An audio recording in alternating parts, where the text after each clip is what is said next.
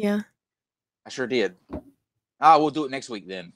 Okay. We're gonna. Hello, everybody. As you can tell by looking at your screen, we are down a Jilly Juice, and I'll give you a little bit of a brief summary of what happened. About 2 hours ago, I received an email from Jilly saying that she felt that she was going to get ambushed when she came on. I think she, in the live chat, saw that some people were already talking, and she didn't care for the direction it was going, and she just felt it would be best for her to avoid any kind of confrontation, which, in all honesty, it was probably true.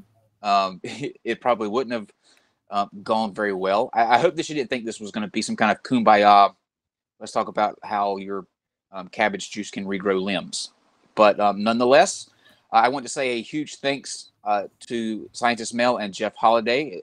Jeff, especially you for coming in last minute. This is fantastic that you're here. You are actually Jilly Juice's most vocal critic. So it kind of is a poetic that if she cancels, we get you in. So I think it wound up working out for the best. But KC. Hi. How are you feeling? I'm doing okay. I'm getting there. I'm a little sick, so I may have to mute to like cough, and I'll try not to die on stream. Yeah. Now, before we came on, we were just talking about the fact that Pat Robertson has commanded Hurricane Florence to go back to the sea. So all of you people that evacuated the 1.5 million people that evacuated, just going back. Pat Robertson's got it under control. It's fine. He's got it under control. I think he did the same thing with one of the hurricanes in Texas, or maybe that was Joel Osteen. I don't know. Somebody when the ones were coming to Texas, they commanded it back out to sea. It didn't work then. We'll see if it works now. If it does, wouldn't you just shit? There's actually one storm path that has it turning back out to sea. And it's almost to that point where it'll either turn or it'll keep going. And it's the only model that has it turning. Wouldn't you just fucking die if it turned? Yes. If I would Pat be so Robertson pissed because then he would claim that it was Jesus that did it. And fuck. If he is really the Messiah, go ahead, Jeff. That would honestly be like the most amazing ploy. It's kind of like people like Pat Robertson do that kind of thing, like where you bet on like a sports team, but you're always betting for the underdog, just a little bit of money, and like if they get it, you score. And if that storm turns, man, we're never gonna hear the end of it. Never. No. Never. Well, maybe not. Also, he can't have too much longer left, I don't think. So also we in won't be other hearing about it that long. Yeah, people are super interested in the chat. Kyle, are you still gay? Oddly enough, this is a good story. And before we officially introduce our guest, let me get this little anecdote out. So many of you know that over the past several weeks, I have been making jokes that I would drink the Jilly Juice live on the show, and then we would put up dick pics and see if I still responded to them like normal. And so I expected pictures from you, Kyle, and sliding into my DMs. Nothing happened. You know? Well, let me tell you. I jokingly said, these are for science purposes. It's just a joke. But I actually got last night a message that said for the science in the Jilly Juice episode, and I actually got a dick pic with what's the equivalent to a silver dollar popped right on top of for scale. Whoa. So, oh my. That is hilarious. Did it work?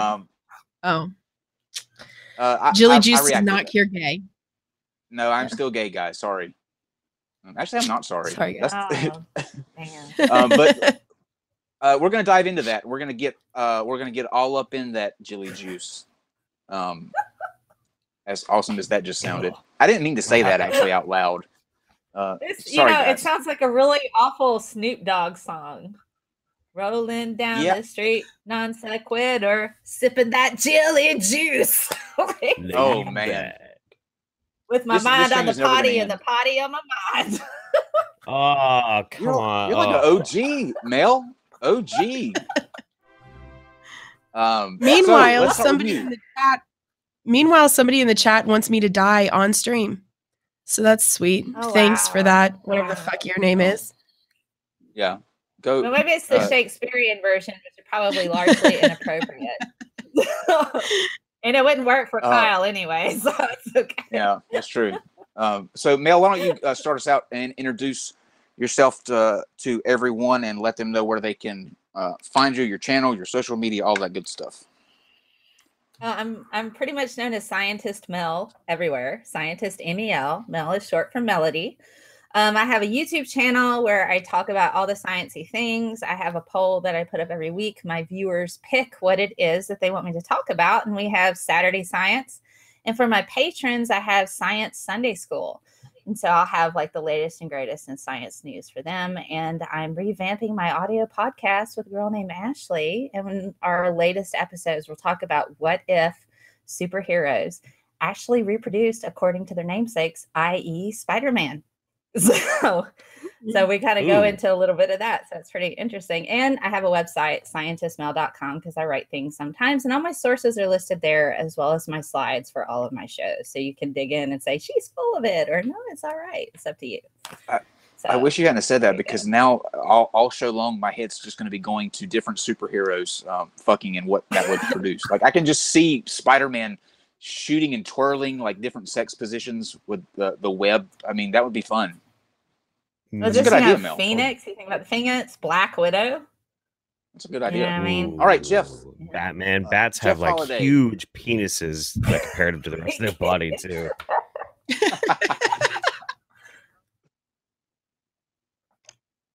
From Fantastic Four. Mm-hmm. Oh my goodness. We even talk about the Hulk a little bit. All right, listen to what's happening here. Jeff, go ahead and let everybody know. I can't imagine they don't know who you are, but in case they don't, let them know who you are and where they find you. Yeah, I'm Jeff Holiday. That's just how you find me. I think it's I don't know. I don't think I'm like blowing on some smoke up my ass to say I'm pretty much Jillian's nemesis at this point. But also her biographer. I've studied this woman for months and months and months, and I just got a rum delivery. What? Thank you. And yeah, I just wow. I know I got a great wife. I make debunking videos. I'd say I make science videos, but I don't have the credentials to really to like speak as an expert. So I just try to knock down bullshit as much as I can. But we need that though, man. We need more people doing that. Yeah, so. I agree. Less flat Earth and more debunk. I say. So let's do it this way. I guess let's split it up into two parts. We'll start out with the I guess the history side of Jilly Juice, and we'll let Jeff kind of go through that list, and then we'll go to her current like scientific claims and what she says that. And then her interesting way of citing sources, and Mel is chomping at the bit to go through that. So Jeff, take us on a journey of how you you're gonna be fine, of how you found Jilly Juice and how it led to the two of you having a confrontation on Dr. Phil. Yeah. So well, I had quite a few people. I think like 3, maybe 4 people over the span of a couple of months saying, "Hey man, you gotta look into this. It's pretty crazy. Hey man, you gotta look into this. It's pretty crazy." And once my workload subsided enough, I got a chance to look at it, and it was, I mean, you know, I'm not religious or anything. I'm an apatheist, but it was almost as if there was like angelic voices that were cascading through the heavens. Like I've found some gold, and so I started looking into her and making a series on her. And the deeper I dug, the deeper the hole went, and I still don't know if I ever reached the bottom. I mean, at one point I just had to stop because I was my alcoholism was like getting out of control, because like I had to constantly imbibe copious amounts of alcohol just to be able to withstand what I was having to consume. You know, thousands and thousands of pictures of people showing their poop. Somebody talking about reprogramming your fungus, et cetera, et cetera. And wait, hold on. I have to stop you for 1 second. Thousands of people showing their poop? Oh Yeah, I'm glad yeah, you stopped. yeah, Is that what you said? yeah. Oh yeah. Her original Facebook group had 60,000 members, and they had one thread called "Post Your Parasites Here," and there were and I mean seriously hundreds and hundreds of pictures, hundreds and hundreds of people, sometimes daily, posting pictures of their feces, and people like Oh no. commenting like, "Yeah, I see the worm, I see the parasite," and shit like that. Yeah. Oh my Oh, god. yeah. Oh my. That is God. horrifying. Horrifying. Sorry. Continue, please. I In fact, mean, I the, Jeff, guess. I'm so sorry. I'm so sorry, Jeff. I'm so sorry. Nothing phases me now. In fact, it was the BuzzFeed writer Nidhi Subramanian, I think I probably mispronounced her name. Since I was still in the group, I actually went on a screen share with her and like took her through looking at the pictures of the poop, and she's a wonderful, intelligent, beautiful woman who was like on the camera, and I'm laughing my ass off. Oh my god. Oh Anyway, man. I hope I never get used to that. I hope there never comes a point in time where I can look at other people's poop and just be like, "This is okay. I'm okay right now." yeah, But, like, yeah. they inspected it for people Medical for parasites and shit. No, you cannot, like, inspecting other people's poop pictures on the internet. I just can't. No. Mm-hmm. Oh, It reminds me You're a of brave the man. song from the Scrubs. You guys have seen Scrubs. It reminds me of that song, Everything Comes Down to Poo. That's a real thing. I actually was studying medicine for a little while. They always look at your poo, but I can't for the life of me think that any nurse or doctor goes, "Oh yay, I get to look at your poo. Isn't it great? Look at how this one curls." It's just. But they exist. Like, it's out there though. There's at least one. Yeah, people are totally in the poo one. in certain parts of the internet. Yeah. I got a comment of the night here. Comment of the night, Smitty. Looking through shit for worms is Facebook in a nutshell. Ooh. Wow. You win the night. Nice. Goodness. Way to go, Smitty. Okay, so let's move beyond the poo and beyond the poo. Maybe that'll be the next video I make on Jillian. I'll title it that. I like it. So we eventually, like, the Dr. Phil show contacted me, and they were like, you've got the biggest amount of oh god, I can't even talk today. You got the most amount of consolidated information on this person and her protocol, and we're trying to get her on the show. Would you be willing to come to Hollywood and be on stage and confront her? And I was like, oh, yeah, of course. So that started a 3-month process of me working with their producers and like writing down Jillian's arguments, writing down how you counter them, writing long essays on what her belief system is, sending them pictures and screenshots and evidence and everything. And then eventually, they flew me down there and put me on stage with her. And it was great. It was awesome. It was great to watch. I have one question great. about meeting Dr. Phil though. Did when you went to shake Dr. Phil's hand, did the mustache also extend a hand to give you a shake? I am contractually obligated not to answer that question, actually. Ah, damn it! I knew it. I knew it. I can't talk about the mustache. It's the only thing that made me sign an NDA. Yeah.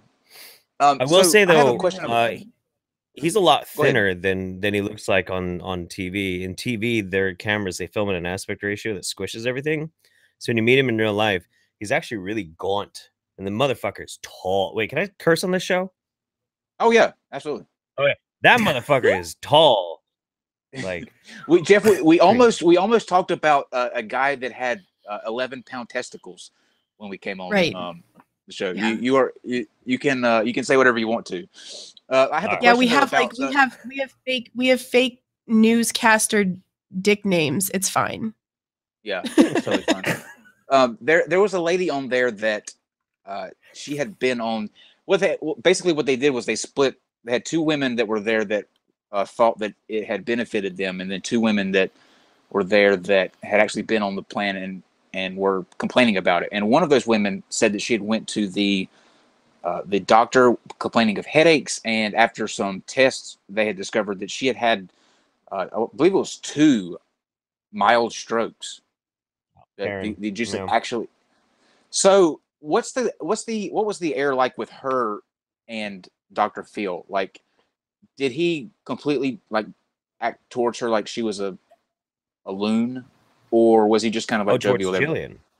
Yeah. Oh, towards Jillian. Oh man. Okay, so he tried to be cordial, but obviously, you know, like when it's on TV, everything is to some extent is kind of played up. But the tension that was in the room was very real. And there's actually a part of the episode that you don't get a chance to see. They didn't put it in. I'm really sad that they didn't, because it was great. It was a wonderful moment. In the episode, Dr. Phil is talking to an actual medical doctor.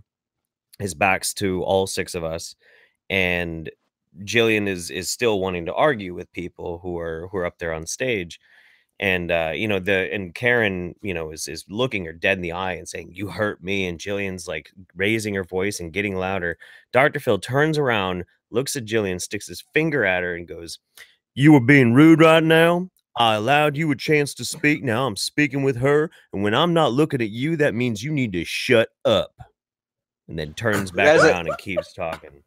That is a fantastic impression. I was telling the people in the after show from last night that my favorite Dr. Phil line was around Christmas time, and he was talking to somebody about I forget what the topic was, but he goes, "You're trying to deck the halls with holly you don't even have." That's a great line. That's a great line. I don't care who you are. That is a great line. Yeah. Okay. Am I the only person here who hates Dr. Phil? Yes. I'm not a huge fan. Really? I'm not a huge fan, if I'm honest. I feel like he's like the science version of Maury Povich to a degree. Well, that's me. But I appreciate that he ripped Julie a new one. I do appreciate that. So he doesn't give bad advice though. That. Well, I don't really watch the show a whole lot either, so you know, yeah. Because he does, it's like eat breakfast in the morning, take care of yourself sometimes. You know, I don't know. Right. He's at least somewhat classically trained in, I think it's a psychology, I believe. Forensic psychology, I think. Forensic. Okay, yeah, forensic psychology. I think you're right.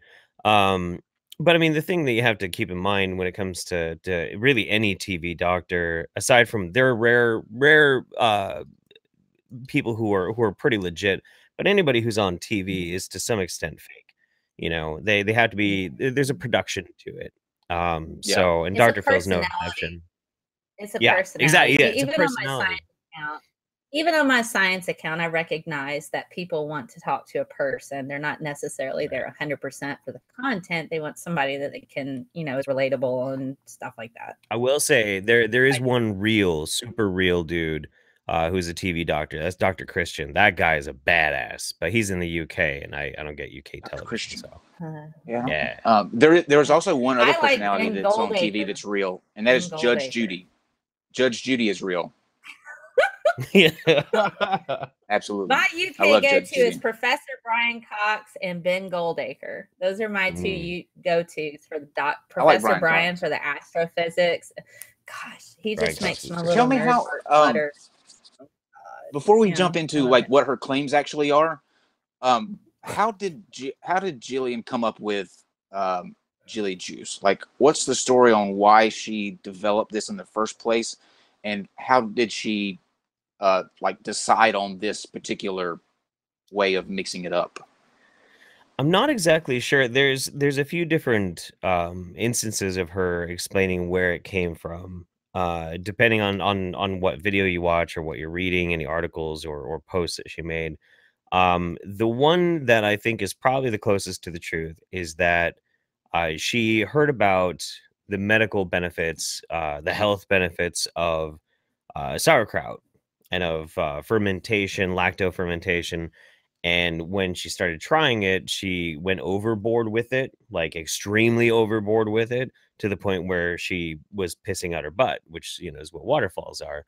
So, and she had the psychoactive effect of feeling amazing after she had violent diarrhea, and felt energized, which is a totally natural reaction to having copious amounts of violent diarrhea.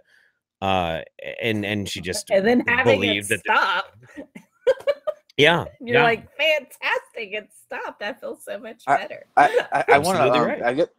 That's a good segue into what the claims are, and I know that guys, one that's pertinent to this show is the claim that it can cure homosexuality, and I will say that I think there is some merit to that particular claim, because if you are continuously having explosive diarrhea, nothing's going up there, so that for the most part But what would about for prevent. the ladies? Did we forget That the would prevent it. ladies?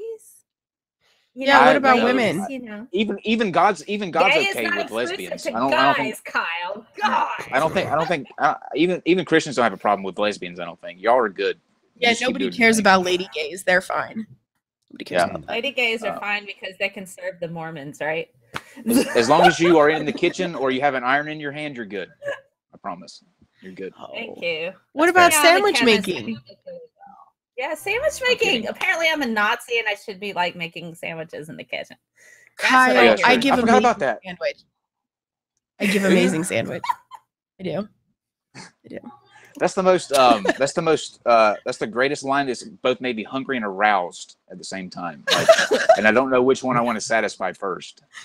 Well, wait till you're off terrific. stream for the arousal part. And when you Let's come talk and about when the- you come visit, I will make you sandwich. I will give you John, good John, sandwich. You is could John just in eat the a hot dog Is right John in the now. room? That'd be okay. Is John in the room? No, he's in Xander's bedroom playing video games. You with could him. have good hot dog. I'm just saying, You- you could have good hot dog. What, A good hot dog. I feel like this can be a new thing. Euphemisms with food items. Like I am so donut right now. That's not So new. So donut right now. Oh my god. I have sexually been asked to join a sandwich before, and it was wonderful. So I don't know. And I actually have held 2 donuts without using my hands before. There you go. And you don't have a video of that, Kyle? That sounds like you should have a video of that as one of your intros on your show. Kyle, I'm pretty sure I wouldn't have a channel. I'm okay Pics with or it. it didn't happen. You can DM them to Pornhub. me. I will.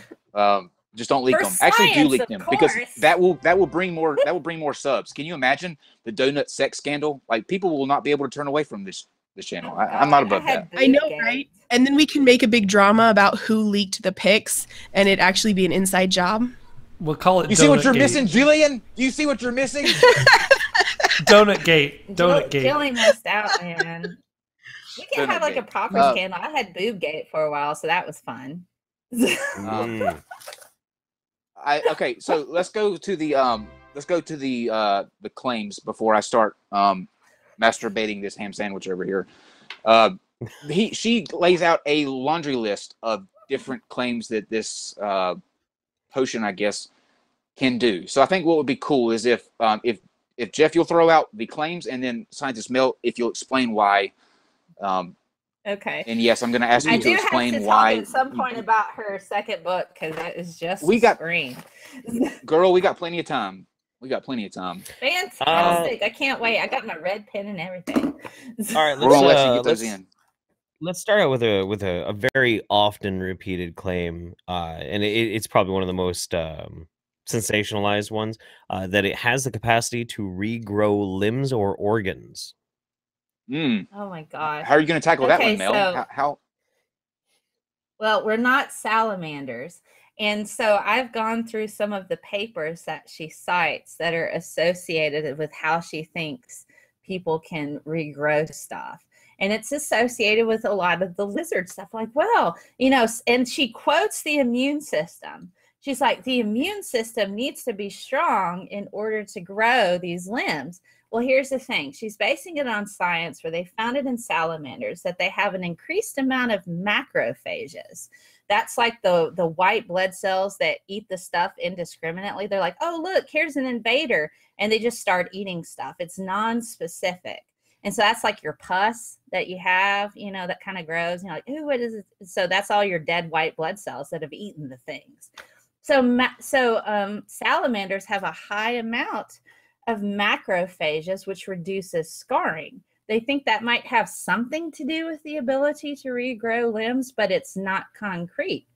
The other thing, they have different genes than we do. So they have specific genes that allow them to be able to grow these types of limbs and stuff. But the thing is, the humans don't have it. I looked up the papers. I have notes. See, I prepared and everything. Ooh.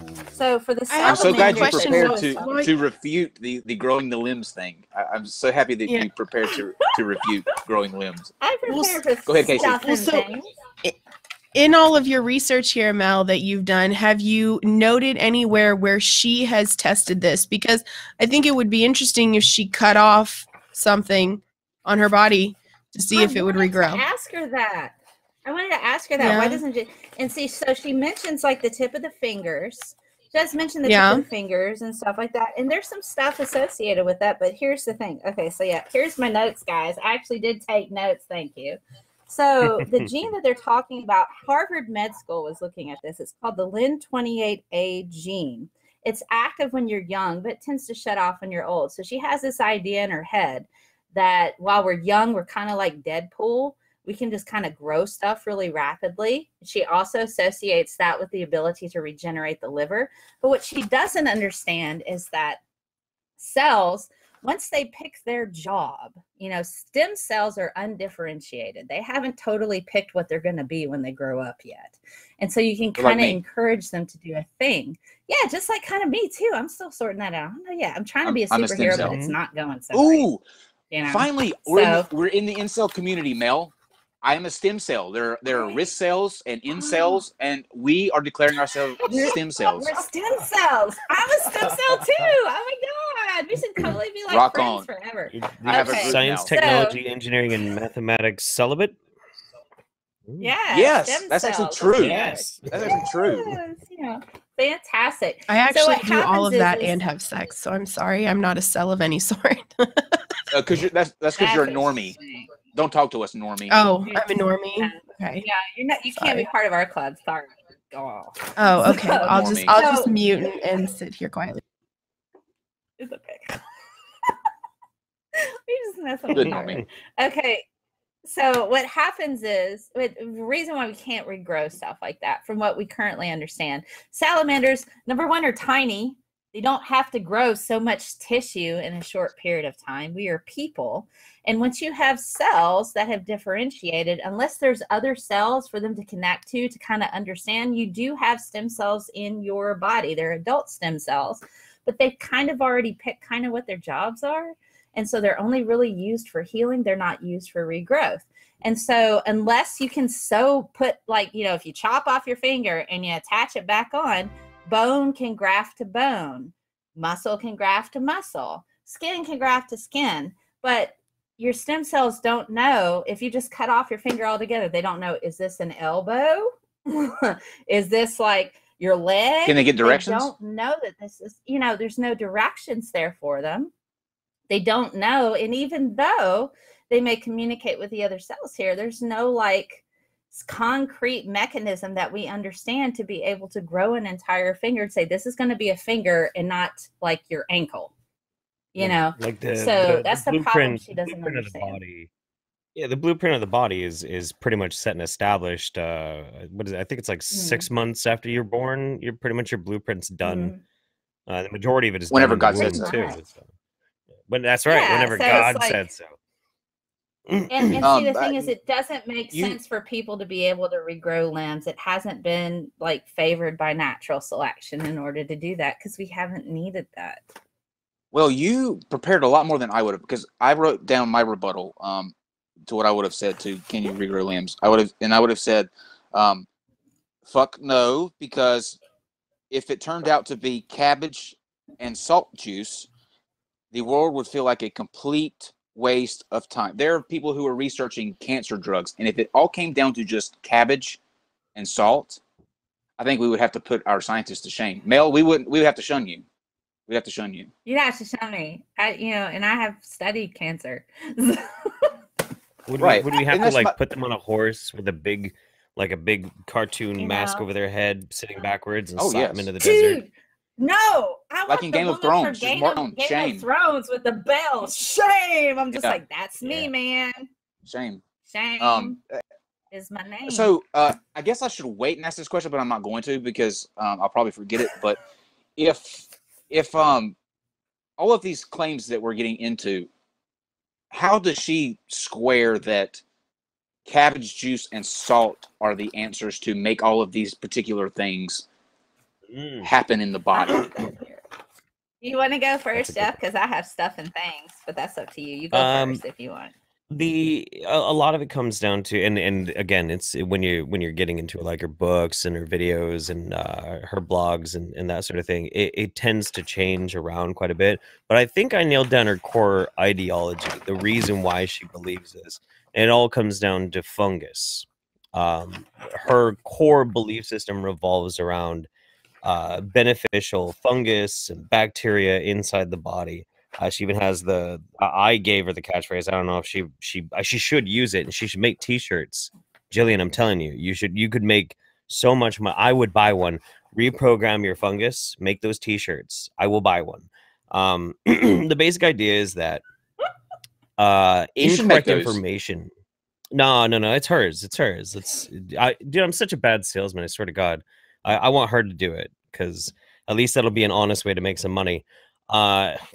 So the the big way that she believes this is that there's incorrect information or blueprints or directions being given your fungus, and this causes like an explosion of bad candida, because there's good candida and bad candida in her world, and that causes not only cancer, disease, chronic illness, but also aggression, feelings of bigotry, feelings of hatred, and homosexuality.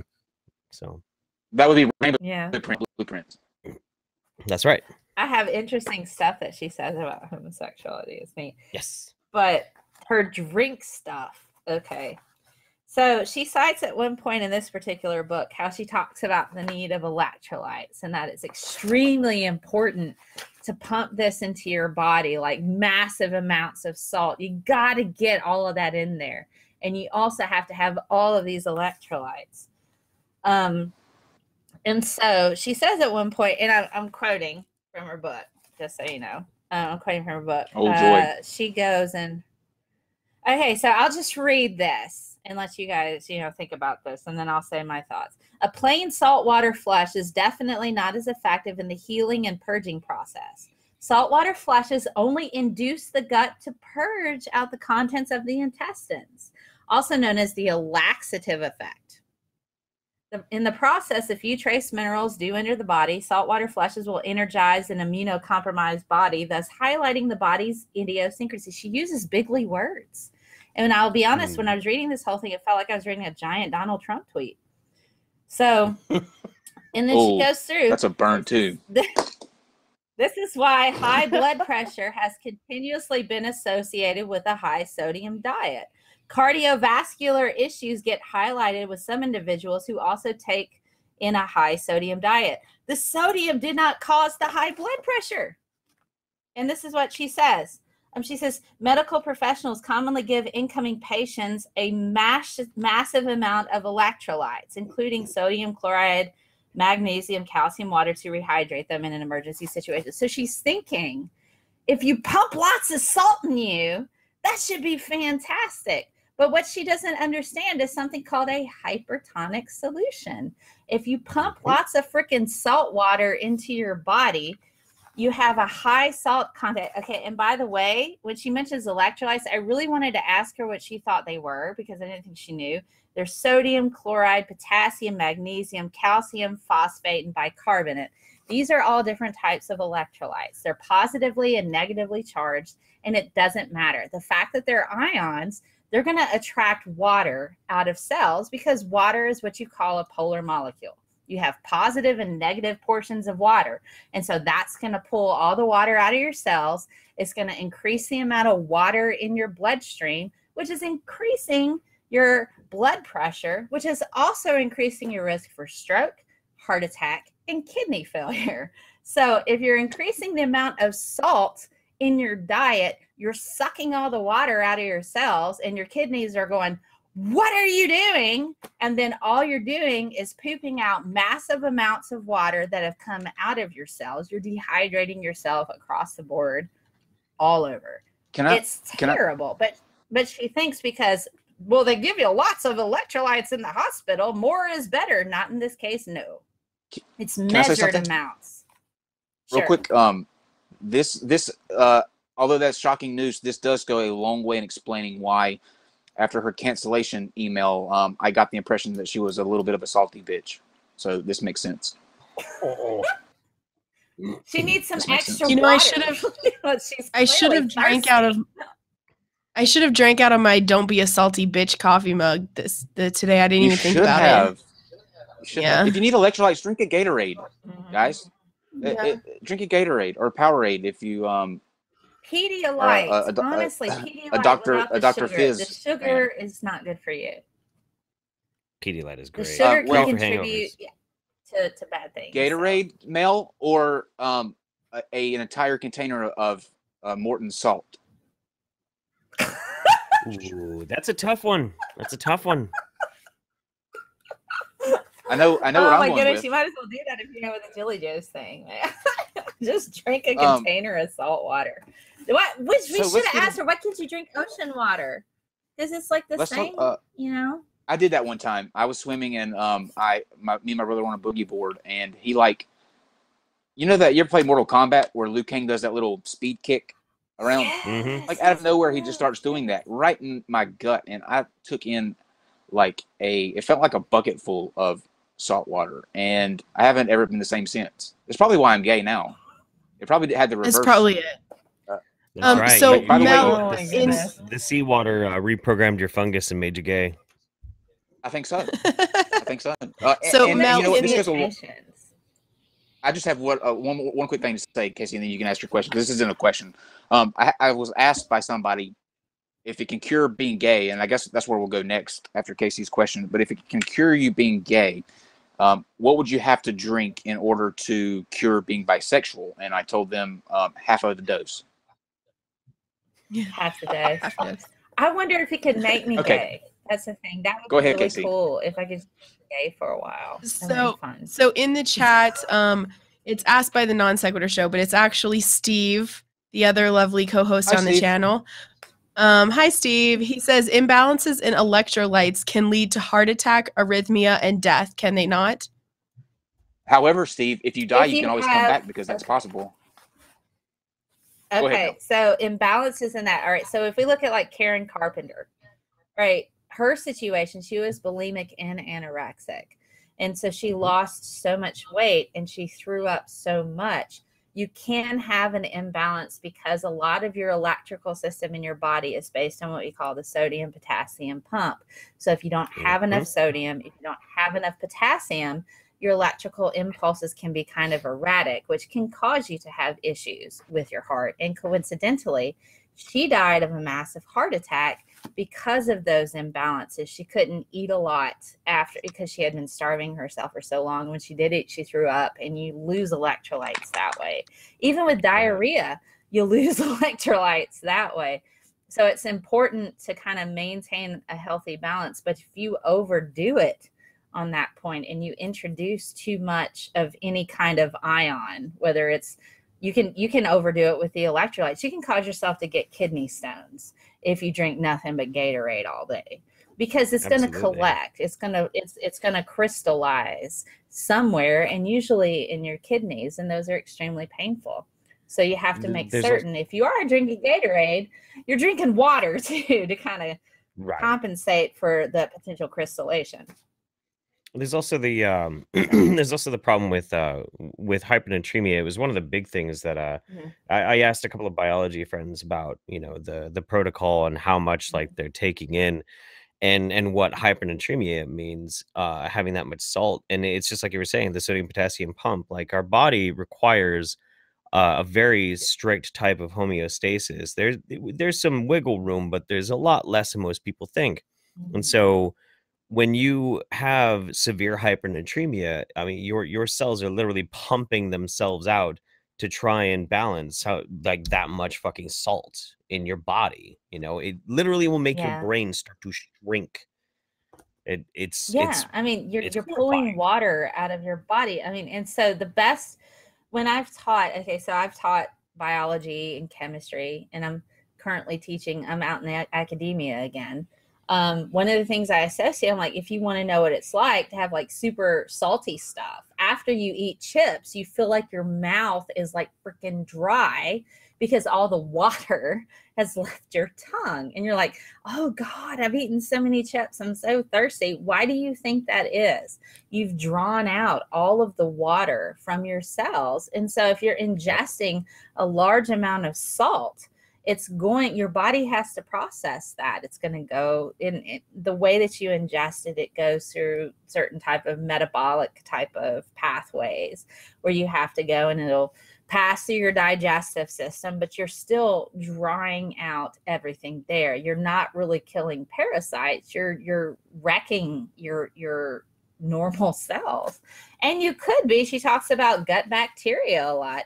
If you're altering the salt content in your intestines and stuff, where you have your natural bacteria, you could be causing problems there as well. So it's not just, you know, I saw they had a medical doctor, and Dr. Phil talking about, this is bad. And she's like, yeah, I don't believe you so much. I know more than you do. And it's funny because I have a funny thing in here that I read that she said about how she knows more than people who went to school, but that's okay. So, but it's just, it's funny because this entire manifesto she has, it's called What is Normal? And apparently it's some kind of response to an investigation that was done by the Ohio Attorney General, Michael DeWine or DeWine, I'm not certain. And it's a docket number 548642. If you want to check it out, it's on her website. I've been picking through it and having many belly laughs with some of this stuff. I wouldn't actually laugh if she was on the show because I'm not rude like that. But now that she's not here and just chickened out, I'm totally gonna rip it apart, man. It sounds like I feel like we've triggered you, Mel. I feel like we've maybe done a disservice to you, because I feel like introducing you to this is gonna cause you to go in different areas that you don't need to. I mean, I'm sorry, you did it for research purposes, But it's a good thing. It's a good thing, like, to have people out there that are debunking stuff like this, alternative medicine stuff that totally doesn't work. It's really a good thing to have people out there debunking it. Like Shannon Q had a guy on her channel who was trying to promote his alternative medicine shit that apparently fixes everything, and she not lost it, but she was very aggressive with him about how dangerous that is. And this stuff is dangerous. So I think it's important to talk about it. This is. Woman had too many strokes because of it. I had so many questions for her. I wasn't going to be rude. I was going to let her say her piece. And then what I like to do with people like that is find out, what do you know? And so I would have asked her questions, like guiding questions, to kind of find out what her limit of knowledge is and say, okay, why do you think this is what it is? That's how I usually handle when I debunk situations like that. It's not out of I feel like rudeness. you would have had a stroke though, Mel. I feel like if she was here, you would have had a stroke. That would have caused you to have a stroke. No. I probably would have ended up laughing, but you know, I do have stuff I can talk about it here. So. Salt will cause your brain to shrink, right? This is not good news at all, because certainly the people who are buying this product don't have very much to shrink anyways. So we need to get this. They make it. That's one of the things why it's so hard to nail Jillian for like being abusive or like skirting the laws, because technically she's just giving up information. People make it themselves, and that's kind of how she dodges responsibility. I mean, there's the thing. It's not just like people having strokes either. I mean, there's the Bruce Wilmot situation where he was already terminally ill, and she likes to cast shade on that, like, he was already dying anyway, and he tried my protocol and it didn't save him. She says it didn't save him because he wasn't aggressive enough with it, which is kind of a shitty thing of her to say, but whatever. But then there was another one, a young woman, and I didn't detail her story in my videos, because I went and I talked to her fiance who survived her, and he was a mess, and I felt horrible, and I didn't want to go into it. And if I went into it, people were going to want to know. Yeah, people were going to want to know who it was and look into it themselves. And I'm like, I want people to leave this dude alone. But the thing that happened to her was no history whatsoever of ever having seizures, no epilepsy, no nothing. She went on the protocol, was on it hardcore, had a seizure in the bathtub, and drowned. Oh my God. Yeah. Oh yeah. That is crazy. And now, okay, so that brings up an interesting question. What would she be liable for, and what is she exactly? I guess proprietizing in this. Like, she sells a product. She has a website that's designed around like selling Jilly Juice. So if the people are making it themselves, is she literally selling a recipe that could easily be, put out online for people to know? Like, what is her product that she's putting out there, and what's the liability on whatever she's doing? I can speak on the FDA, but she just sells a book. Yeah. Jeff? So here's the thing.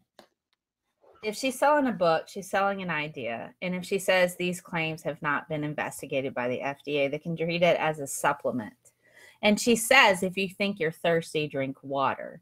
And so as long as she puts some kind of statement on there, it can be treated. And since she's not selling an actual product, she's selling an idea. She was selling an actual product that was causing people to have seizures.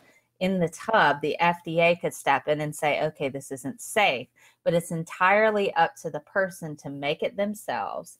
It's entirely up to the person to know that they're supposed to drink water at certain times. And she can say that.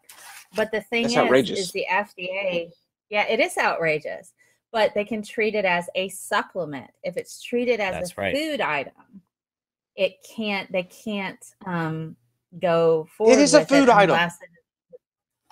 Well, that's it's the thing. Literally it's food. Treated as it's literally food. And so these people just ate too much of this food thing, and that's what caused them to be sick. And unfortunately, the FDA's hands are tied on that. That's outrageous. Since it's just a food item, and it's not meant to be a substitute for medical advice. As long as she says that in her book, she's covered. Right. We can Jeff, blame she killed the somebody. dietary. How's that possible? She didn't kill them directly. They decided to do it themselves. That's what the FDA would say. I don't agree with it, but that's what they would say. Yeah. How they skirt this is the Dietary Supplement Health and Education Act of 1994, which was the most blatant act of a bought piece of legislation, where two senators, a Republican and a Democrat, were openly given massive amounts of money by the supplement industry to lobby for the deregulation of supplements. This opened up all these loopholes. That's how you have all this shit going on. That's why you have people saying, well, I'm a homeopath, I can cure your cancer. By the way, this isn't actually regulated by the FDA. This is only a supplement, and it should not be replacing your medicine. But really, you should stop taking your meds. And they see no jail time. Nothing. Skirts the same fucking lines. It's the same stuff. I actually expose these groups often on Twitter. There's a cancer group that they claim to be medical doctors. They're not. They did a study where they had pulled people in and said, well, and so they had them following, you should eat our food. You should do what we do. You should walk outside. You should get fresh air. And so they went through, and the people that were doing their study had like terminal cancer, trying to do it. But their families, and they listed, like, the families intervened and said they shouldn't continue the treatment. And they ended up dying. Well, they had like stage 4 cancer, stage 3 cancer. In some cases, it was breast cancer, one of the most highly aggressive strains. And they're like, well, they stopped doing our treatment and they died of cancer. Well, they were probably going to anyway, but they don't present the evidence in that way.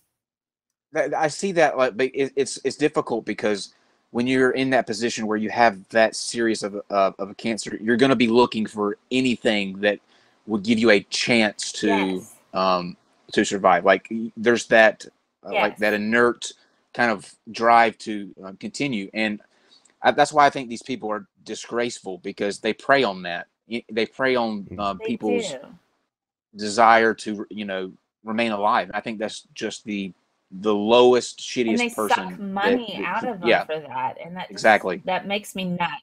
I have no problem taking down people like Jilly or big organizations that make money off of that. I don't go after small time people that are like, I have a soap that you rub on your face and then you won't get face cancer. I mean, if it's like somebody that is like Goop I regularly go after Goop. Peta's blocked me on Twitter. I go after them. I go after various organizations that have, you know, some kind. I'm still quite proud that the Washington Post quoted my tweet about Goop. You know, that was nice. That was my day. There's a difference, I think to like a a remedy that's been passed down through generation to generation. You know, there's old wives' tale, but they think that there's, you know, different things that you can do, like to get rid of warts or whatever. That's drastically different from telling somebody to stop taking chemotherapy, because there's not an old home remedy for cancer. It just doesn't exist. So these people, I think, know what they're doing. Let me just read they like to claim. Oh yeah, go for it. Yeah. Okay. Go ahead, Jeff. Let me find this. I was just gonna say the other thing that bothers me too about it is how often they like to claim that it cures cancer, not understanding that cancer by its very function, it's rare that a handful of cancers will even be remotely similar, and how you would want to tackle it is going to be the same. Like, they have different biological functions. Not all cancers are created equal. You know, it's frustrating. Yep. No, I mean, you know, primarily my work is in epithelial cancers, which is anything to do with like skin-like tissue, breast cancer. I helped generate a breast cancer test. And so there's breast cancer, there's skin cancer, lung cancer. Those are all similar tissues. Okay, so I'm going to read this from her little book. Okay. Yes. So substantiation of any and all medical training and education you have had. So this is her response to this district attorney. Admittedly, I do not have any formal medical training and education. I consider that a benefit. I did not see that coming. Hold on. I did not see that coming. Wow, I'm going to need a second. I did not see that one coming, Mel. You got to warn me. No, she doesn't know things like book learning or nothing, man. Kyle, come on. All right. Did you circle that with your red pen? Didn't. I underlined it, and I have more things I underlined to talk about. See, well, I see that, but listen, I could have told you that without even looking at the fucking report. But she admitted it. Okay, so she says that, and she goes, this is where it gets fun. With all due respect to the researchers and experts that offer research, studies, data, and information, the concepts that I support may have been previously overlooked due to compartmentalization or a variety of other factors. Maybe because they don't work and it's completely unfounded. There's no data. But this is what I found to be particularly hilarious, and I don't quite understand why she did that. And I do want to talk about her sources on this, because I was just like crying laughter. We know you do. In the restaurant. We know you do. Like, man, I'm telling you. So she says, okay. She's triggered. Tell me what you make of this. This has been a highlight of my day. She says, you need to get out more. Since I do not believe humans should ever die unless they get hit by a car, my research and protocol is worth studying and understanding from an academic point of view. Wait, what? Unless they get hit by a car, so like that's the only acceptable way of death. Hit by a car. Oddly specific. It's oddly specific. It is oddly specific. I feel like somebody should really hate got hit by a car. Well, I mean, like, it kind of makes sense though, because like she says in her first book, you know, like all aggression and violence stems from, like, you know, incorrect programming of your fungus. So I suppose people will stop shooting each other, you know, and all that's left is just, I don't know, freak accidents with automobiles, or, you know, mudslides, fucking whatever. They totally had it coming. They didn't walk on the sidewalk, or that drunk. You know what this means, right? This means that we're going to see her on Dateline in a couple years. This is going to be where the confession started. She has killed someone with a car. And she's leaking it out in this report. Okay, I have to read you this part. Okay, I have to do this. And then I got to show you. She put the whole periodic table in here to make it. Mel, put the paper down. Do you have a shredder in that room? Put the shredder away. No, I'm not going to shred this because I'm thinking about going through all of this and like drawing lines under things and put it on my science website and say, look at this, guys. What have we done, Casey? Funny. What have we done? I debunked stuff like this. I mean, I didn't do this. You did this. This one's your fault. Can I trigger Mel even further? Yes, please. So this is out of her first book. This is from the section, the very last section, belief systems, mainstream media, and mind control. I just wanted to read this to you real quick, Mel. Excuse me. Candida, the fungus, programs the mind based upon past traumatic experiences, and the food supply feeds the fungus, keeping those looping thought processes embedded. When a person is heavily detoxing, not only do these emotional triggers become a little more pronounced, you'll be quite aware of them as they come, and you'll have the ability to talk yourself down from the emotional rise.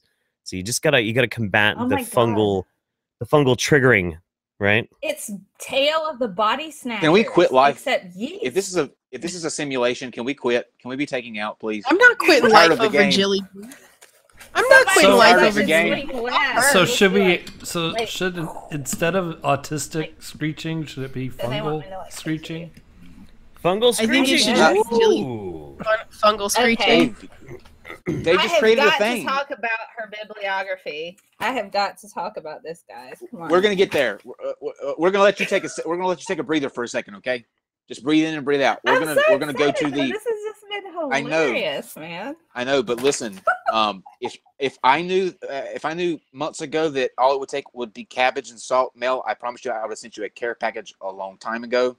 This is my bad, okay? I will get you cabbage and salt. This has been this has been funny for me because I've gone through it and found I don't think you realize how heavy in depth I go in any particular thing. I'm an overachiever. Oh no, you do. That's why we brought you on, because you're fantastic with your research. Absolutely. That's why we brought you on. It really does. Yeah. But let's talk about how she claims that it can cure homosexuality. What does she consider, Jeff, homosexuality to be, and how it can be fixed by the cabbage? And then Mel will go to you after Jeff, and you can speak to it with what you have in your so many great answers. It's fantastic. Your cocaine paper right there. Okay, go ahead, Jeff. I wanted to find. I had. Oh, it's not in this one. I wish I had dug it up. I have it somewhere in my files. I don't want to misquote Jillian. I'd be horrified if I accidentally misrepresented her. But from my recollection, there's some sarcasm in there. I hope you detected. From my recollection, the main argument she had about homosexuality was that homosexuality could be effectively, I don't think she uses this word because I don't know if she knows this word, but aberrant development. It's an aberrant development in the human biology, in the human psyche. This is largely due to the misprogramming of your fungus, right? And her argument for why it's appropriate, and she even said it on Dr. Phil, the argument for why it's appropriate to try Jilly Juice to cure the gay away is that basically you don't know if you are your real self because your fungus has been misprogrammed. So why don't you just try it, and maybe you'll just be happier when suddenly you no longer crave cock. Now maybe you'll just be happier. You'll be a real person. I don't recognize myself anymore. Who is programming this fungus? That's man. It's tail of the body snatchers. It's an alien race that's come to take over the human reproduction. Give me those dick pics real quick. That's a long. I have an aside. It's a very. It's a very long answer for who's programming your fungus. The government. I feel like this shit. I feel like this shit should be made into a spray. Obviously it's already a liquid, but I feel like you should be able to put it in a Windex bottle and spray it on everything, and it would fix everything. God, that'd be hilarious. You fucking get in a car wreck, spray it on your bumper, and it's fixed. Be gone, homosexuals! Be gone. You run up to Elton John. You run up to Elton John and spray him, and he turns into a Barry Manilow. Well, you know how people spray vinegar. Let me make sure there's a technical issue real quick. Let me make sure that Dave doesn't have a technical issue. No, there's no technical issue. I have an aside here, though. It's Jillian's response for not showing up. So I thought I would share that with the audience here, because a little bird told me about this. A little bird named Look a Pig. Oh, so okay. You want me to read it? Probably. I don't know. Yeah. Because you can't see it. Hold on. Let me pull up the picture here. In it. Oh, I'm so curious now. It says, "This is the direction I would like to take my info and not sell out or be a whore for ratings." Word whore is in quotes. "Canceling my appearance on the NonSequitur YouTube channel, as it would not be a wise use of my time, and I don't see them allowing me to drop any seeds, just their dick pics. Laugh out loud. Hugs." I sent an email to Kyle Curtis respectfully declining to be the butt of their jokes. Well, you're the butt anyway, lady. You're the butt. Jillian. Interesting. Okay. You know, I had legitimate, so clearly, hold on. Questions clearly, this was pointed to me because of the dick pic comment, and I just have to say this: that you have a long road ahead of you, Jillian, and I'm going to be serious on this. If you can't take a guy that is actually gay and puts aside how offensive it is that your claims about homosexuality and about your juice being able to cure it, if I'm able to put that bullshit aside, then I think you can grow up and do the same with a joke about dick pics. It's obvious and okay that people don't agree all the time. That's okay. We're adults. We're able to come in and have a conversation to be serious and try to get to an end goal, which is truth. And it's apparent that you're not concerned about that. You're concerned about your image, because if these things did what you claim, you would have no issue coming in here and facing down everybody that's in this room and the questions that they had. We would have been respectable. We've done this before. We've had plenty of people that don't agree with us on anything. But let me tell you something. The mere notion that you're going to go around saying that cabbage and salt can cure homosexuality is offensive.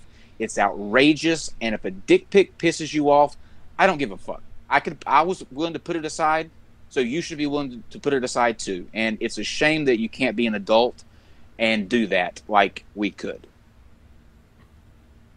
I will say, okay. and good on you for that. Absolutely.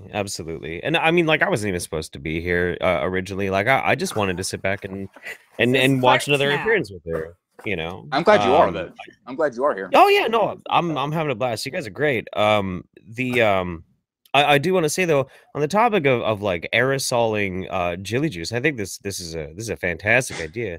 Because I got to tell you, man, every time I go down to the David Lamb, I end up with my cock in at least like 3 dudes' mouths, and like I'm just tired of it. I need to get like some Jilly Juice cologne or something so that these damn homosexuals would stop sucking my dick. Can you imagine that? We should start a website. We should totally start a website and start selling. Yeah, it keeps spray. Guys off your dick. If Jilly you're not spray. gay, it keeps guys off your gay dick. Spray rhymes. Keeps guys off your dick. We could sell. I it don't mind the donate blowjobs. money It's to, just like, a charity. inconvenient. I'm trying to get drunk, and like it's just it's inconvenient. Okay, so yeah, it's a tool. I have $1 million idea. I have so we've never got the called spray. dick Follow me here. inconvenience. Follow me here. Ever. Though. We've got the The spray, gay right? spray. We got the spray for the gay spray. Now, for the regenerating of the limbs, spray. we will call it stub rub. Stub rub. We will put it into a rub form. It's topical. Okay, all I have to say. Topical ointment. Stub rub. What is about the gay chub spray rub? better Because you're have putting it on a glitter? chubby, right? To get it to go away. Aren't you putting it on a We chub can- to get it to go away? Chub This rub. is we're going to be $1 million. Chub Watch rub. out, Jilly Juice. Your day's I coming. know, right? Okay, Yep. Kyle, you have to have glitter in gay spray, or it's not gonna work. Glitter is actually very. It's like garlic to gay people. People don't realize that, but we are very Well, see, then anti-glitter. we need to just now. add that. You need to, yeah. It's just it depends on which circles of gay you travel in. The circles of gay I travel in, I'm just like Then they're leave fake their because house and have glitter in my hair. So like for At the days convention, and the Gay Agenda convention that we have every year, where we plot to take over the world and make everybody gay, Man, we voted why isn't unanimously invited? to get rid of glitter. How am I going to be just an out of informed science curiosity, communicator if I don't go to the gay agenda conference? well, just out of curiosity, are bi people allowed to come to the gay agenda meetings? Only for or do half they the not time. count? Only for half the time. Only for half the time. Yep. Fair. Only for Fair. And no front So row seats. I can't even remember where we were. Oh yeah, we were okay. So Jeff, did you get out everything that you wanted to say? I have a better name. I have a better name. What is it? Cock block. Oh.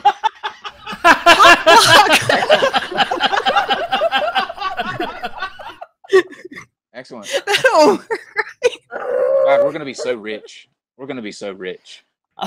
That'll work. Remember this moment, guys. I'll start working on the website.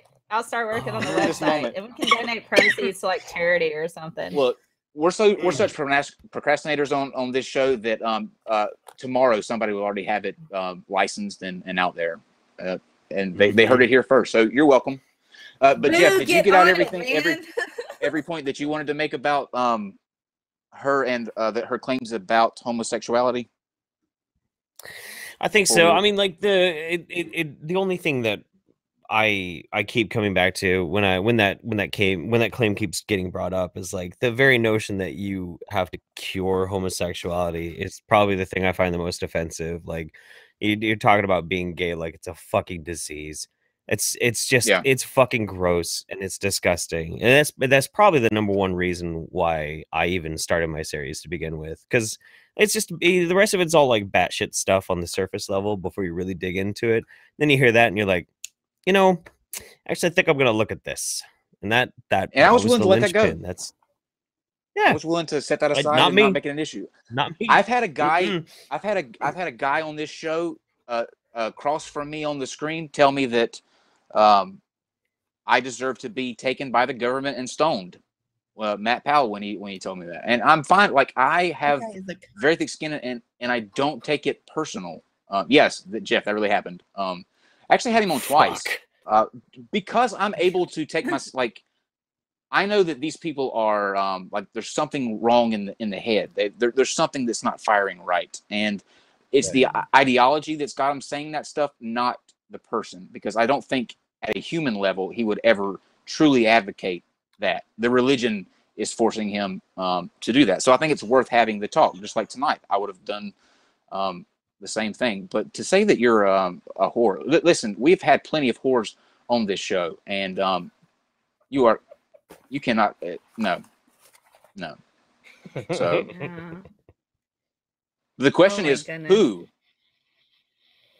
There's always a price. It's just a matter of negotiation. That's the thing. That's true. All right, so I know that you're chomping at the bit. Why don't you tell us your views on her stances on So I will say again, I'll preempt just saying I spent 2 hours just going through her introduction because I was looking at all of her sources and I was looking at the papers. I was trying to sort out her reasoning as to why she presents the argument the way that she does, because that's just how I am.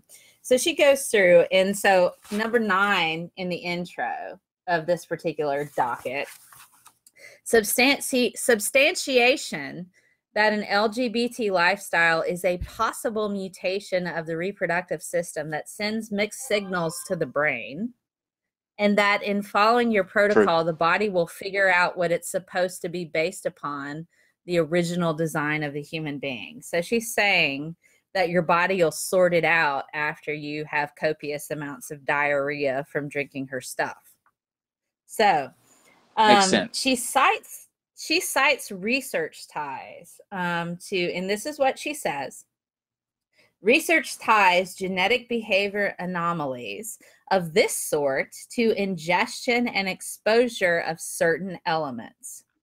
Studies completed by National Geographic suggest that male birds overexposed to the element mercury show homosexual characteristics. This revelation provides a need of proof of concept that overexposure of certain elements can affect gender preference. Male birds that eat mercury-contaminated food show surprising homosexual behavior, scientists have found. Okay, number 1. She says it affects gender preference. It affects gender preference. That's not sexual preference. She doesn't know the difference between gender preference and sexual preference. That right there. Okay, number 2. This is freaking birds, not people. 3, how much mercury have you eaten, Kyle? A lot. In order to get you gay. It makes sense because as an element, I can imagine mercury, swishing back and forth. I mean, that would be a gay element to me. So that makes sense. You know how it kind of wiggles it's a gay element. Okay, very shiny too. It's very flashy too. It's metallic and flashy. See, that makes sense. I look up her source. She talks about a study in 2012. A study of humans proposed that epigenetic changes. By the way, she looked up epigenetic in the dictionary and cited that as a source on her bibliography, and she put it there. So I'm proud of you, Jillian, for looking up the word and telling us. The citation is to the dictionary? Yes. Yes. Yes. Yes. What a jewel is that? What a jewel is that? One of the most complicated concepts in modern biology. One of the most hardest to grasp, to express to a layman. Retrieve. Hold on one second, Mel. Hold on one second, Mel. Go ahead and finish your thought, Jeff. Trying to explain epigenetics to a layman is probably one of the hardest things to do in fucking science communication today. Like you cannot dumb down epigenetics into like a paragraph. It doesn't fucking work. And here's the dictionary definition. Yeah, see? Yes, you can, Jeff. Like, yes, you can, Jeff. Right there. What the fuck? I swear. Oh my god. That's not the best one though. That's not her best source. That's not her best source. Not even by a long shot. I'm telling you, I was laughing out loud at the restaurant. So I took my time. And I was like, I'm going to enjoy. I had my sangria. I was reading through this. I put my red lines. I'm like, I feel like we're going to have to send you somewhere when this is over, Mel, because you're going to get withdrawals. This is fun. I'm so sorry. This is fun for me. No, it's okay. Don't apologize. This is like the best thing all day. So I looked up her paper for what she cites for this. It's a 2012 paper that she talks about the epigenetic changes or alterations in marks on DNA that cause certain genes to turn on and off may play a role in homosexuality. She talks about this and she misrepresents the paper here. She says this type of gene regulation isn't as stable as DNA and can be switched on and off by environmental factors or conditions in the womb during prenatal development. The paper doesn't really discuss that. It talks about androgen sensitivity. And so there's androgen signaling that happens with the brain where you have certain epi markers. But for a large amount of time, the thing is what this paper says, and this is, okay, so this is a review paper. This is not an experimental paper. So there's no data to support this particular perspective. All they did was go through literature and try to find a common trend, which is kind of useful to help you spring into actual experimental research, but it is by no means considered something that you go, oh, wow, this is truth. Nobody considers review papers truth unless it's a well-established idea about what's going on, like in medical science. It's very useful for medical science. Yes. So a review paper in medical science, like what is going on with the latest stuff in breast cancer, this particular line. I'm a medical doctor. I want to read what the latest research is. You read a review paper, but that's not what this is. This was an opinion from this particular paper based on what they think are trends about possibly finding, maybe coming up with a test on understanding why there's no gay gene. But there's different seems like you're not too markers. Seems like you're not too confident with her her research, Mel. I'm beginning to get worried. Because she didn't do any research. She just said, she's like, I read this abstract. And she opened the dictionary. We have proof of that. She did open the dictionary. She did cite it there. I don't know if she read the word though, but she said she did. Do you have any idea how much InfoWars this woman has watched? Oh man. Did we talk about Paul Revere yet? Did I miss Paul Revere? Not yet. No. Oh my God. All right. We haven't got to Paul Revere yet. But I I'm want going to back to finish my this corner. up. Wait a minute. That must mean that they weren't putting that the chemicals that they were putting to turn the freaking frogs gay was mercury. Holy shit, we have settled it had to be here. That.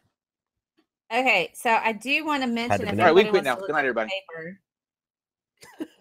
Okay, so the paper she cites is homosexuality as a consequence of epigenetically canalized sexual development. She probably understood 2 of those words, maybe 3 if we're lucky. Or she could have looked them up and cited it on as a bibliography, you know. So the paper in itself is a review paper. There's no data to support this idea that there's any kind of test to find these epigenetic markers, because largely when you're going through the process and the baby's developing in the womb, these markers just are erased. But they're trying to say when the markers stay, that influences homosexuality. So she's going along in her head going, okay, so if they have a genetic change, then that means it's just in the genetics, and somehow we can change it by pooping for 3 weeks. I don't know. By drinking this stuff. That just means we're committed, right? We're the gene that sticks around. We're committed. Healing symptoms. But the thing is, there's a lot of caution for this from the scientific community because there's no data to support it. They just came up with this idea. Stop it. From looking at trends. What? I know. You know, it's a review paper. But she doesn't know what the difference is. How dare you come on here and say things like that, Mel? We've got about 15 minutes before we're going to take some questions from the audience. So, guys, if you are out there and you have questions for any of us, actually, except for me, I'm going to elect not to take questions because I've been through enough already tonight. We have to bring up Paul Revere, though. We're not going to get to Paul Revere. Yeah, we have to get to... No, we have to get to Paul Revere. That's like... What is this Paul Revere thing? We're not going. Jeff Holiday wants to know. Kyle, shush, Mel, Paul Revere. Can't. Okay. Sorry. All right. So if you want a link, I think you should totally put the link to this. I can send you the Google Docs link. Okay. So here's the bibliography. She cites the dictionary so many times in Wikipedia. She uses Wikipedia a lot to explain what garlic is. So on the 30th, she looks up Wikipedia on garlic. And it's God, like what world do you live in? It's like garlic, you know. What even like is what is this garlic bullshit? What are we talking about? Can you imagine somebody going? Can you imagine somebody going garlic? I'll need a source for that. Citation, please. What? This is a citation for Britannica to talk about antibodies.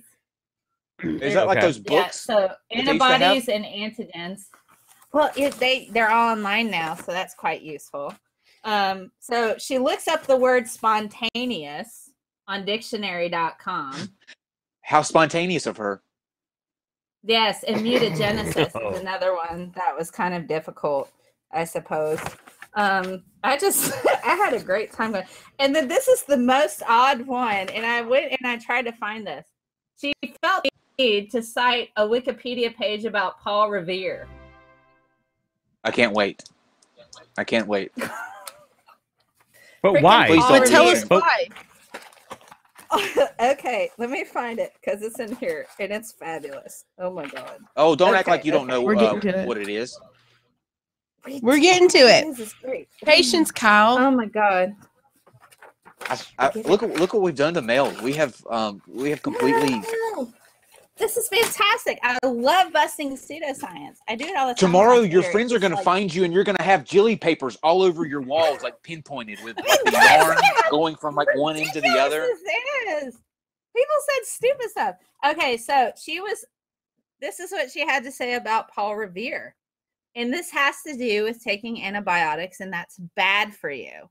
Okay, she thinks antibiotics are bad for you. And so she goes through and she says, cell regeneration is not possible when an antibiotic binder is being used because binders deaden the voice of your body and allows new pathogens in by attacking the innate immune system. So that's like your white blood cells, that your pus and stuff. And she goes, the adaptive immune system keeps a mutated homeostasis. So she uses very fancy words that she doesn't understand, but looks up later and puts it in her bibliography. Preserved by fighting known pathogens until a new pathogen is introduced. Here is an analogy to help understanding. Oh, yes. Using Thank you, God. a binder or antibiotic is like shooting Paul Revere during the Revolutionary War and allowing the British to take over and to demolish American life. The cabbage is coming. The cabbage is coming. Thank you, Jilly, for this wonderful belly laugh I have had since about 3 o'clock today when I started reading all of this. She cited an analogy that never happened, right? She cited an event in history that did not happen. It was an analogy. But she cited Paul Revere's Wikipedia page. This this is worse than flat Earth. This is worse than flat Earth. I feel like she thinks that more is better. Yeah, like more is better. Like if you have more things to cite, that it makes you smarter or lends more credence to your work because you cited more shit. I don't know. She did put the entire periodic table in here at one point and then put down the website where she found it. I thought that was... I feel like she doesn't even know. I feel like she doesn't even know what the shit on the periodic table does or means. Where it is. No, it's it what she thinks that's the Breaking Bad logo. She thinks that's the Breaking Bad logo. You know that. See, guys, you know Paul Revere extra is up in heaven going. That's some fucked up shit right there. You know, she cited AMC for the No. Okay. Oh man. Jeff looks really aggressive right now. I feel like I'm getting the shit beat out of me all over again. Well, I'm having flashbacks to like 8 months ago. Listen, if the shit's getting beat out of you, we'll take pictures of it and add it to your collection. So don't worry about that. But you know, she also has like highly scientific sites like self.com, you know, for their nutrition facts. So we can all agree that she does not really know how to cite what sources are, right? Okay, we can agree with that. Yeah, she. Okay, so let's now.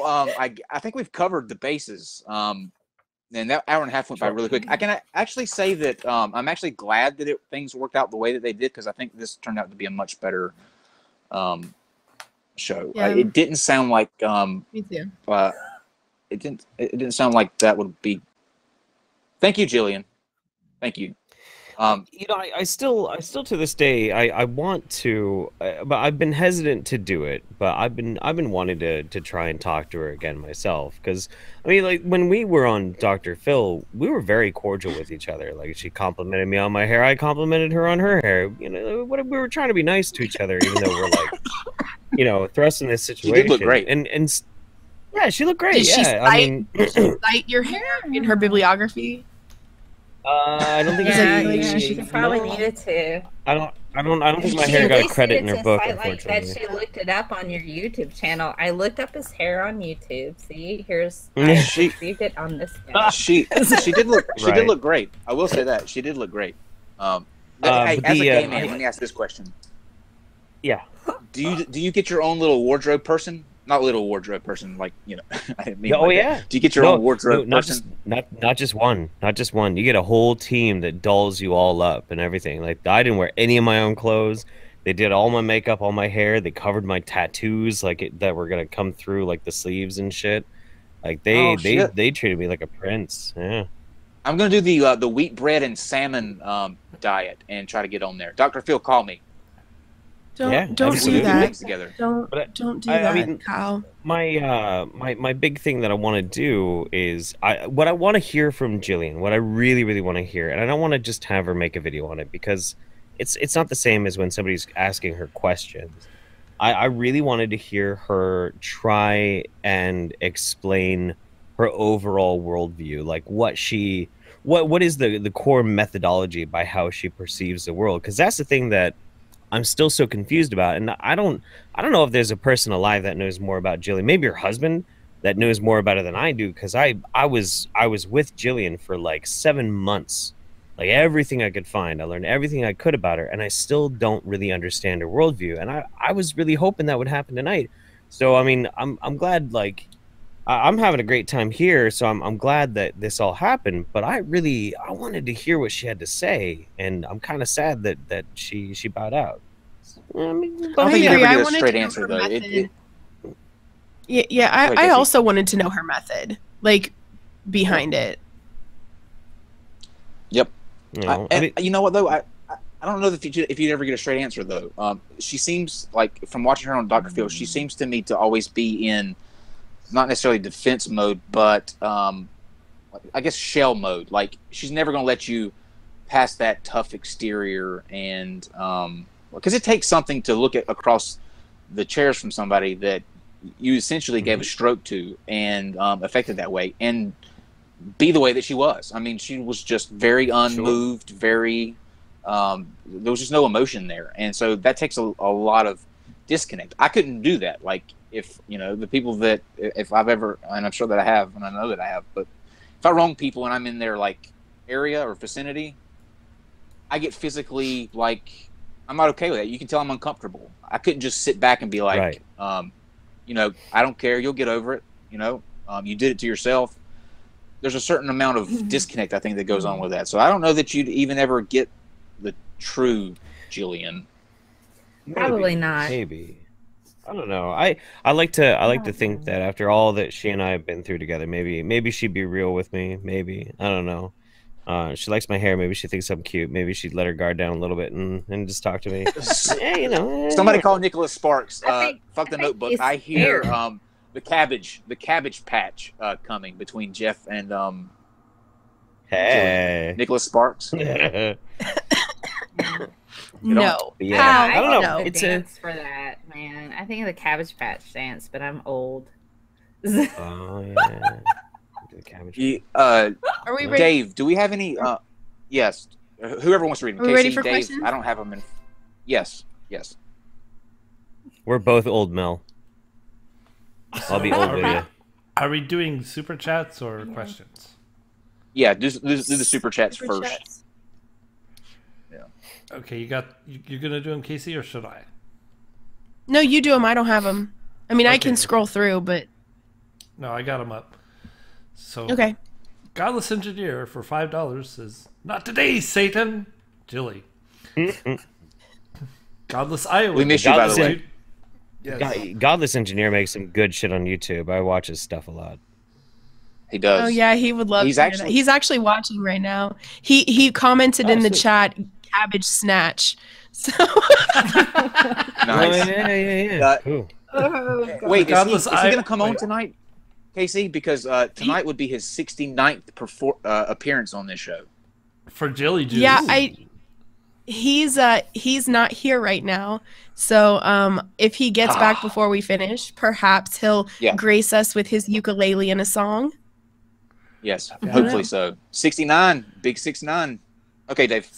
So the Godless Iowan for $2. Say no to cabbage cum smoothies. Oh, gross. Oh, Yes. Gotta say no. That's awful gotta- salty. Yeah. it Although is. that would add a little bit of protein to her. Maybe she It should. would. Maybe That might Jilly actually Juice for be helpful. bodybuilders. Jilly Juice for bodybuilders. That might actually help. Oh. And then Go ahead, Godless Iowan again, $2. Jilly Juice can't grow spines. Yeah, 'cause she lost her spine to come on the show show. up. I get it. That's Right. good, Yeah. God. That's a good one. Yeah. All Jilly Juice is and gonna grow is all Jilly Juice is gonna grow is a giant puddle of fetid like shit liquid. That's all it's gonna grow. Dysentery. Oh. Yeah, no. Yeah. Die of Yeah. dysentery. Like Man, in if you fucking were- what's that game? Oregon Trail. Yeah. So You have Zero in died the of chat. dysentery. That's a flashback.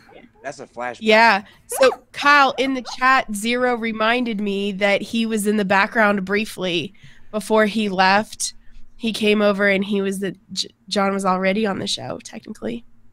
Yeah, it's true. You must have missed it. But we hadn't. Maybe I did. Have we started yet? Yeah. Yes, we had. Oh. Well, congratulations. Happy 69. Engineer, wherever you are. So Bring your He's in the car. ukulele. He's my watching. goodness. Pragmatic culture for $2. Scientist, in quadruple quotes, Jeff Holiday. Interesting. Oh, Never claimed to be a culture. science man. Pragmatic culture. Listen, after last night and the ass kicking that you took on here, let's not try to deflect on other guests. He made a point about scientists at the very beginning to do that. Although I would maybe disagree, because I think there are certain degrees in which you can do science, and I think Scientist Mel would say the same thing. He is in what he does is vital and important, and I don't think it's good to take away from that after we're talking about somebody who juices cabbage and salt and then exchanges poop pictures with Facebook community.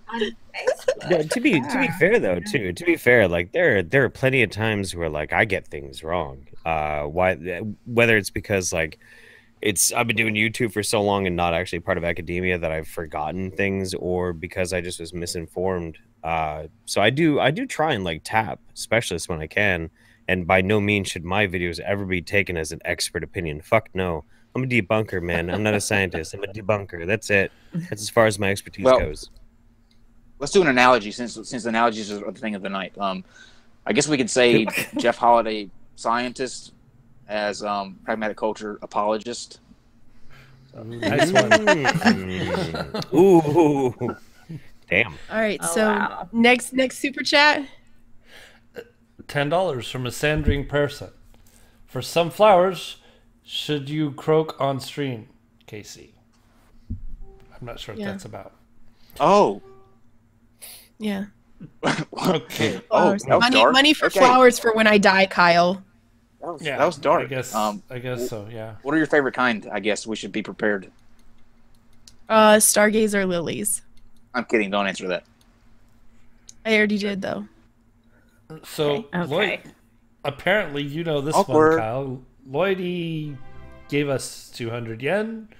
Hope you enjoyed the pick for science. Oh yeah, that was the guy for the dick pic. That was the dick pic guy. Yeah. Yeah. Okay. Yeah. So he gave you 200 yen for it too. The silver dollar. You know how to give it. Just deliver it in the same manner you did last night. Just keep lining them up.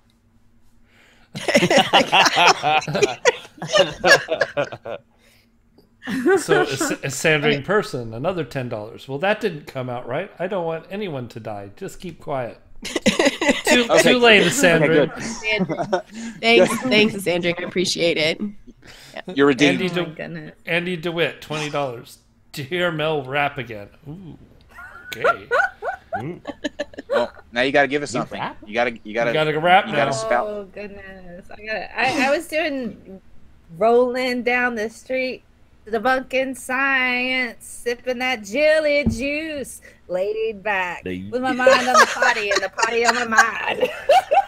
Oh my gosh, you even changed the words. So That's much great. whiteness in that one window. So much whiteness in that one window. I do not. I'd buy say that I can fire rap. truck. I can sing, but I cannot rap. I can sing, but I can't rap. So there you go. There you go. Mexicans rap So- for $4.99. Would that, hold on, Dave. Would that make you the scientist MEL? Ooh. Ooh. Yeah. You'll get I it. don't know. You'll All get I it know later. is Guys. You'll get it later. All I know is man. you're redheaded and you have a scientist that you could do no wrong by me. Oh, thanks. Hello. You're old So- news, Jillian. You're old news. Yeah. Your old news. I've So moved on, Mexicans- Jillian. I moved on. Mexicans He's gonna rap start stalking me now. says Go ahead, Dave. says that Juice is pet rock levels of stupid. She's just preying on gullible people. Yeah. Valid Yeah. point. Yeah. Brian Stevens for $2. Jilly Juice makes you asexual. Cured. Well, yeah, you're I don't know how definitely you not can going to be have interested sex Yeah. while in fucking if drinking you're it. shitting everywhere. Yeah, there's something Hey, to who that. wants to fuck when their asshole is on fire from pooping all night? Ugh. Right? There is Nobody. one. Nobody. Yes, no, there's always one. There's always one in Oh, YouTube, no okay. matter whatever. I won't even go into that with the Holy Kool-Aid thing. But anyway, we were trying to make up groups that didn't exist or we didn't think existed, and Holy Kool-Aid spouted out furry. What are TARPs again? What does TARP stand for in the feminist realm?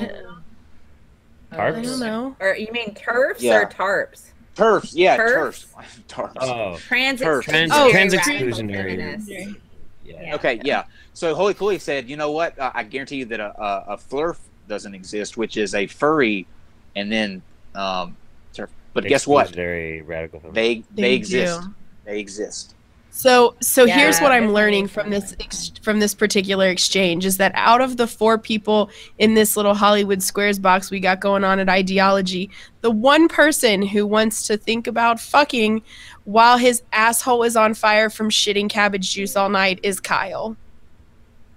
Now, it's because I'm gay and it's hate crime. Ladies and gentlemen, hate crime. You heard it here first. I'm discriminating against you because you're gay, Kyle. Right. It's okay. it's just probably increases sensitivity. Okay. Okay. I'll call Lady Not the Gaga right and way. Beyonce and we'll Maybe get this straightened out. not. Lady Gaga and Beyonce, Ooh. Yeah. we got you. We Okay. got you. Okay. Okay. David, Steve they're going to Bauman. spray me with that anti-gay stuff.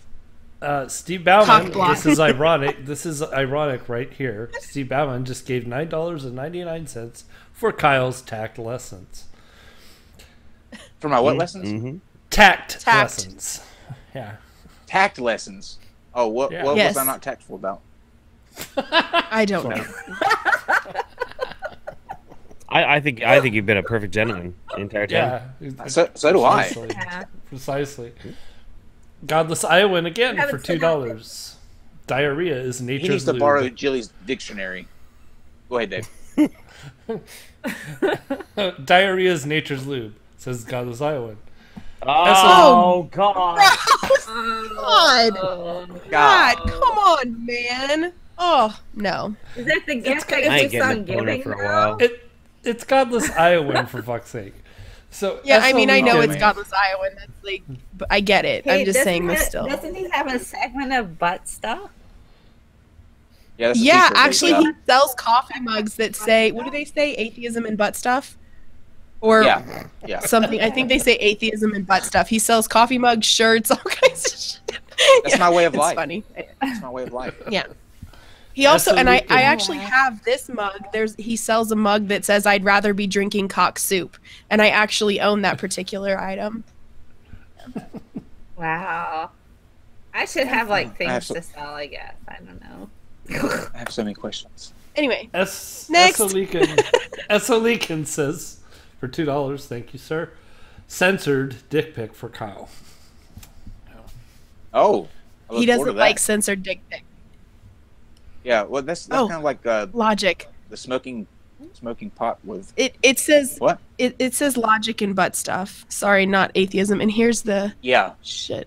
logic and butt stuff. Yeah. And then I'd rather be drinking cock soup. So there you go. You can buy this on his what is it, Teespring? I don't know. Can you? There you Yeah. go. Can you imagine what his Google search history's like? No, I don't. No, wanna I don't know. even want to know. I don't want to know. Wow. That's A an dollar- interesting bibliography. Yeah. Mexican's Dave. wrath. Mexican's wrath for $1.99. She's got brain damage from all the salt intake. Yep. Probably. You know, that's actually pretty interesting. Like I got into a really long protracted debate with a couple of people about that. Because the big question always comes up, is Jillian a salesman or is she a true believer? And I think that she is a true believer now. I don't know if she was at the beginning.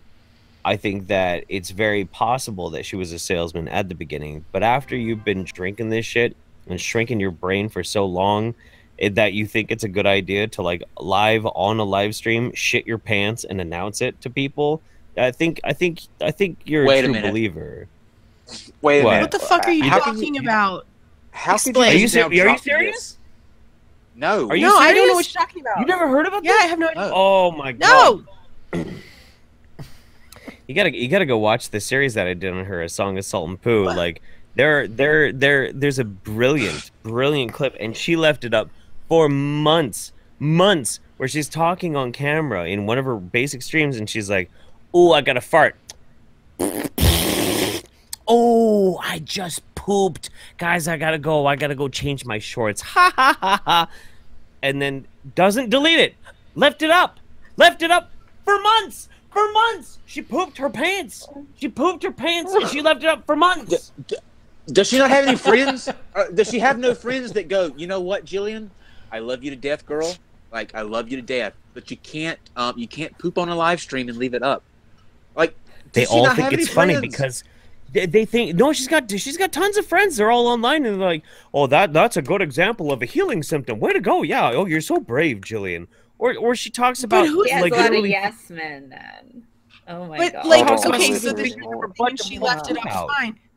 But like, who says on a live stream? Like, we all live stream, right? So who says on a live stream, "Oh, I got a fart"? Like, you mute it and you fart. Like, who says that?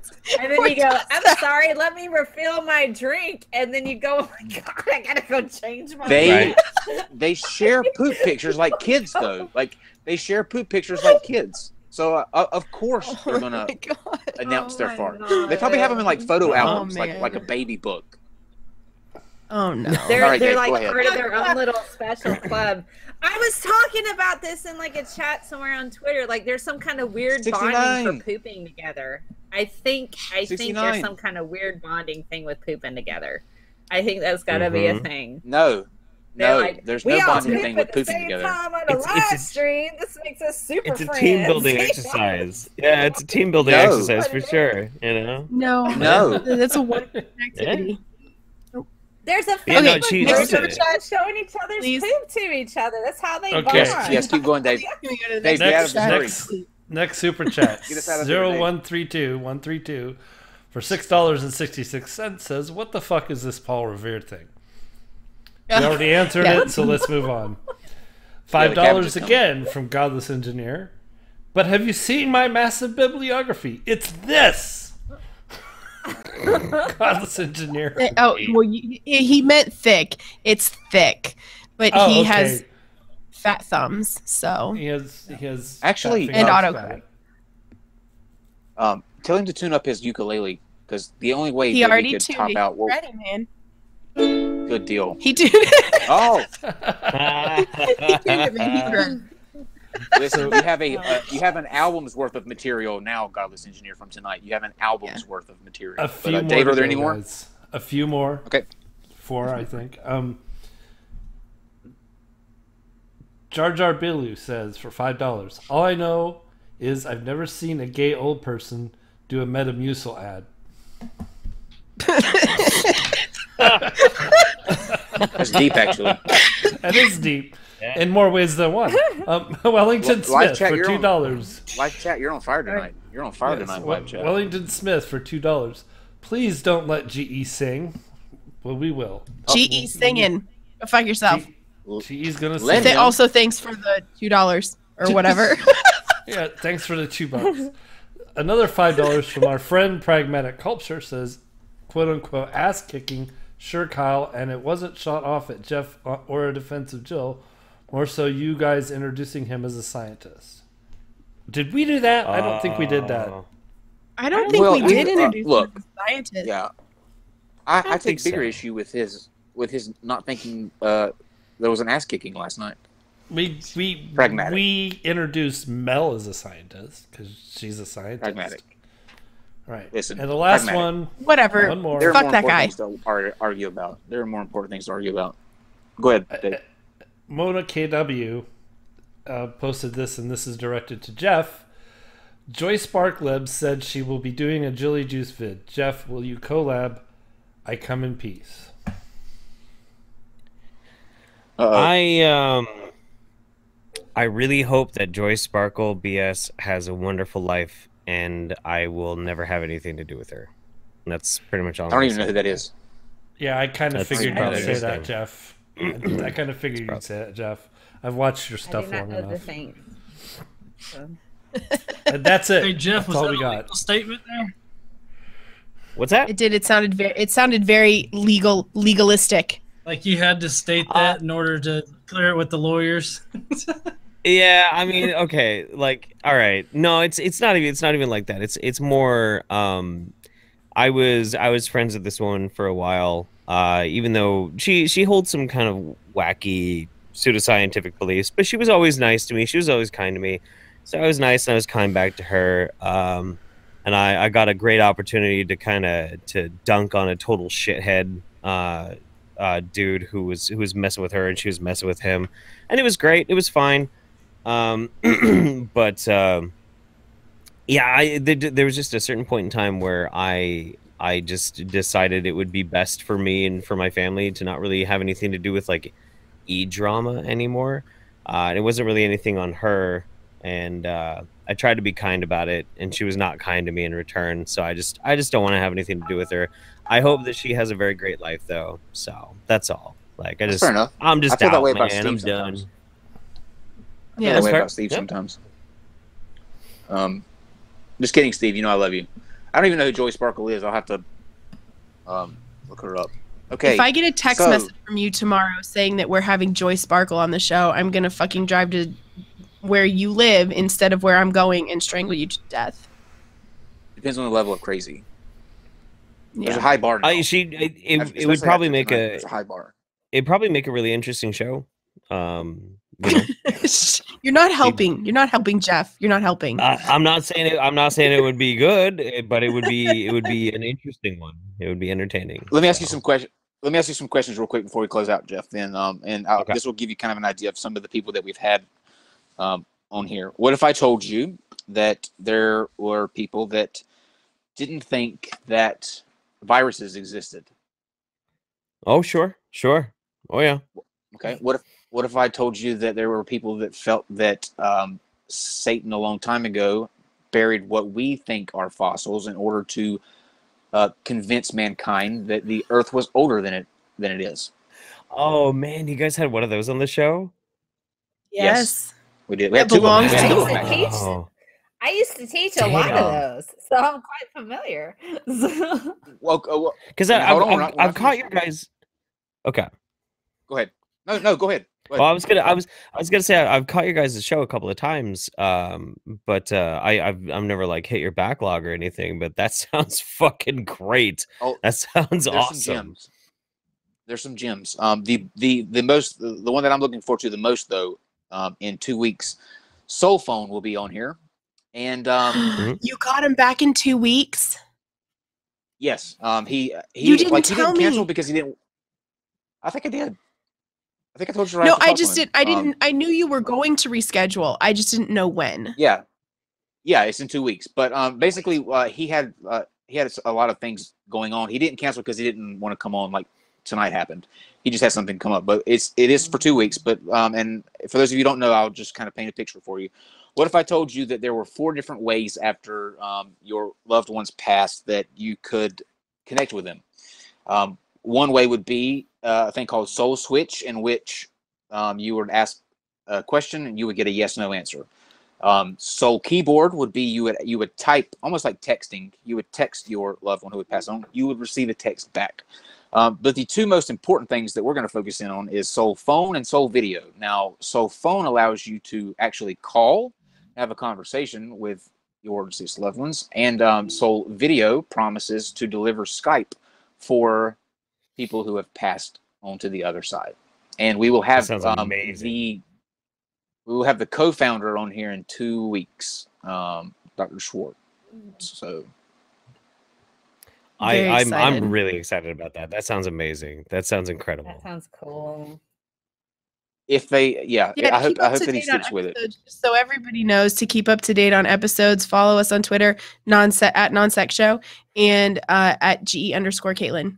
We put out everything for the show on there. So. And guys, make sure that you go and subscribe to these lovely guys and follow them on their social media. Do you want to let everybody know real quick before we close out where to find you one more time? Okay, fantastic. I'm Scientist Mel on YouTube. I also have a website. I'm Scientist Mel on Twitter. And guess what? I'm Scientist Mel on Facebook. You can find me all over there. And I put out all the things that are sciencey and fun and stuff. And I tell like epic dad jokes. So I hope you enjoy that. Okay. And Jeff, you're that way. Jeff? I'm Jeff Holiday. You can find me. It's like I don't even need to give you my information. At Jeff Holiday on Twitter. I would say, yeah, just you can Google Jeff Holiday. You'll find me, and then you'll find a whole lot of butthurt alt-writers making videos on me. That'll be fun. But have you been called a Nazi who needs to be in the kitchen making people sandwiches? Not sandwiches, no. But I've been called a Nazi that needs to get the gas. That's happened quite a bit. Yeah. Oh, wow. There's one more question, and after this we're going to close out. But answer it really quick, Mel. Somebody wanted to know real quick. I've learned in school that the elemental composition of the human has in the top 10 sodium as the most important element for survival. Is that a lie? So they say that sodium is the most important element for survival. Is that what it's in the top 10? Is that what in the top 10? In the top 10. Sodium is extremely important for survival because it's part of your sodium potassium pump, so that that's pretty much how your nerve cells communicate with each other, and that's what drives that electrical potential in order for you to move your hands and stuff. So sodium's extremely important, but you don't need a large amount of it. And you get sodium from a lot of natural sources, so you don't actually have to add salt to things. Usually get enough sodium just from your standard diet. In between McDonald's French fries and Jilly Juice, just keep it in that area, and you'll be great. Oh, just less than that. Stop it, Mel! You're stepping all over my science. Man, I don't even eat McDonald's fries. Oh, what do we got? What do we got down here? Because you're gonna need the mic. We're gonna see you tomorrow at 8. Hold on. We're getting situated here. Hold on. Okay. We're gonna see you tomorrow at 8. Ricky Frack will be back with us. If I know people are looking forward to seeing him again, so he will be back. And David Packman on the 16th of October. Remember that. And sweet. I believe that's all the announcements I have. Without further ado, we will, as always, close out with our godless crooner, the man himself, celebrating his 69th appearance on this show. Godless Yay! Thank you to Jeff and Mel again. Bye, y'all. Thanks for having me. Yay! You ready?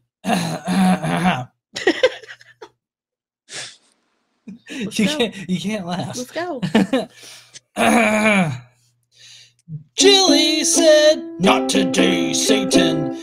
Don't unlatch your cabbage snatch and reveal your Jilly Juice." Uh-oh, Jilly shit herself all over the place. If you need some gas, don't ask her. Also, don't drink her Jilly Juice shit because it'll definitely probably kill you. Good night. Is it safe to come up now? Dave, hurry! Take us to break, Dave. Take us to break. Non-sequitur. Your facts are uncoordinated.